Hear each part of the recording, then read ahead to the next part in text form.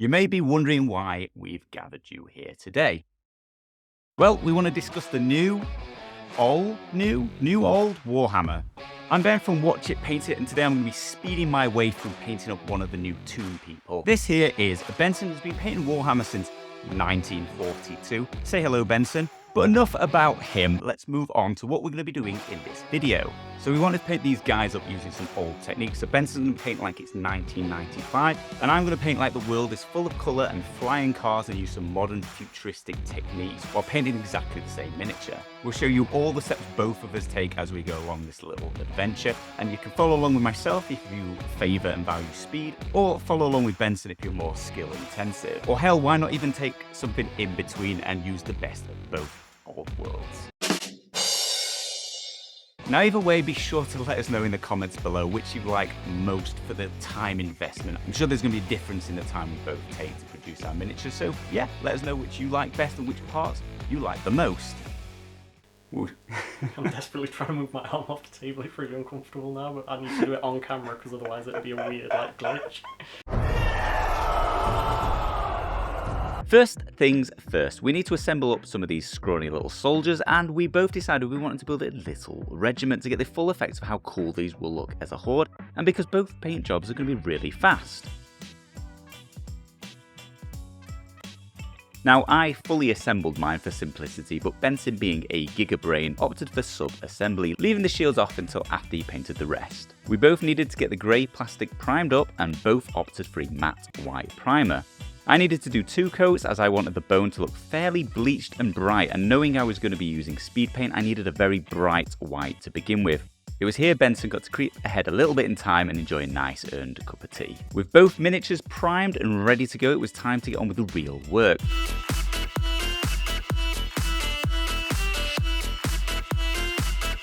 First up, we both tackled our boners, and given that I wanted to only do a single cone, I massively thinned down my pallid bone speed paint with a 5:1 ratio of speed paint to medium.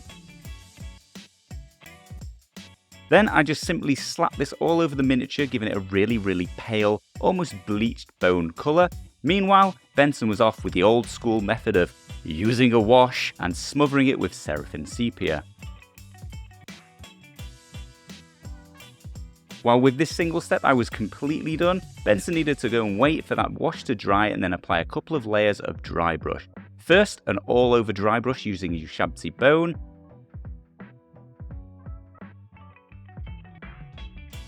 followed by a more precise and light dry brush with just the edges of the joints, you know, the elbows, the knees, the cheekbones, and for that he used his pallid witch flesh.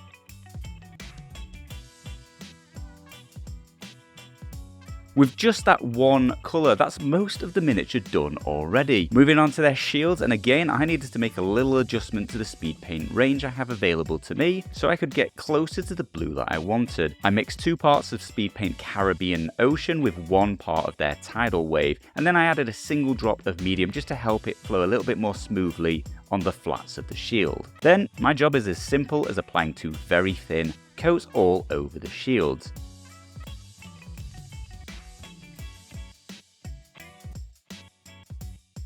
Benson doesn't need to do any custom mixing and reaches for his Sotek green, which is way more blue than green, but Citadel, you know? Once his base coat is dry, he does have to pop back and give it a quick edge highlight all around the shield in a Temple Guard blue.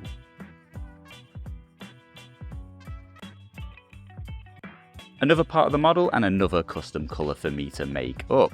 2 parts Age Hide and 1 part Dusk Red. This gives me the colour that I want, which is close enough to the reference art and close enough that we can get a nice interesting comparison to Benson's at the end. Then, as normal, it's speed paint. Just slap it all over the shaft. I'm not even going to be careful near the metallic parts here because the gold speed paint layer will just eat up sorting that out for me. In comparison again, Benson gets to use his own colour straight out of the pot. In this case, he's opted for Corn Red. You'll be well used to the routine now and ahead of me when I say that he'll need to come back and add some highlights to give more depth to his weapon.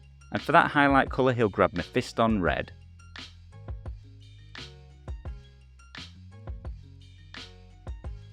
Up next is the quickest part of the paint job by far, and also the most noticeable difference in time for the two techniques. Oh damn, I was already finished. 6 seconds of applying blinding light. Not that much longer for Benson, but he needed to base in Ushabti Bone and then wash it down and darken it down with Acryllics Earthshade, and finally adding a highlight just by wiping off some of that shade while it was still wet using his finger on the raised parts. Last but not least, we have the metallics to go. Both of us adding gold to the mix, but the super easy peasy lemon squeezy version for me of just slapping Hoplite Gold speed paint all over any of the bits I want and calling it a day.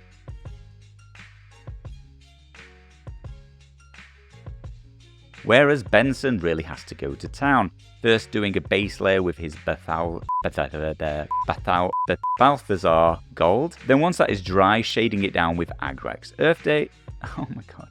Then once that is dry, shading it down with Acryllics Earthshade, and then adding a edge highlight with Retributor Armor, making it look a lot more gold again.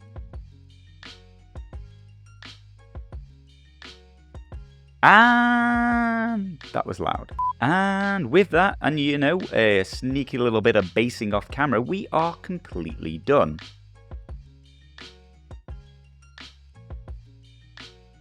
Both paint jobs were really fast, really fun, and came out looking great for a few minutes of work. Now mine came out slightly quicker, about 33%, taking only 20 minutes instead of Benson's 30-minute paint job. That isn't much, but if time does matter to you, don't forget you'll have like 90 of these little babies in your army, and that's quickly going to add up, so that'll save you around 15 hours of your life. I'd be happy with either of these paint jobs on the table, and within their little malnourished hordes, at any playing distance, they are going to look formidable. Now personally, if I want the best result, I'd probably opt for speed painting the bones and the metallics, because bones look pretty good either way around, and the metallics are infinitely easier using speed paints. But then for the shields and the stabby sticks, I would steal Benson's technique and paint that. They're smoother surfaces. The speed paints just don't work as well, even massively thinned down. They're still a little bit blotchy. So I think if you want the best results you can, it's balancing both of the techniques and styles together. Now, what about yourselves? What did you like? What did you dislike? How will you be painting your own little skeletons? Let us know in the comments below. And, well, I guess that just leaves one person left to ask. Benson, what did you think to our results?